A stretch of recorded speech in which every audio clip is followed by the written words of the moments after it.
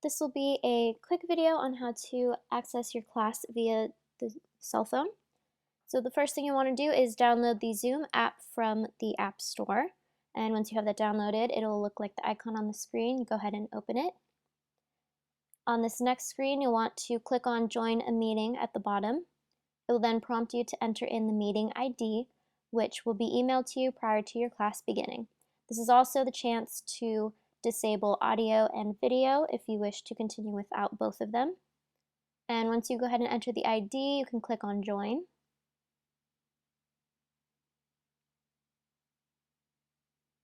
This next screen will prompt you to enter in the password, which will also be emailed to you prior to the class beginning.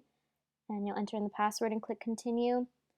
And this screen will show you a preview of what others will see if you choose to join with video. If you choose Join without a video, you can go ahead and click on the Join without video button at the bottom, and then it will connect you with just audio.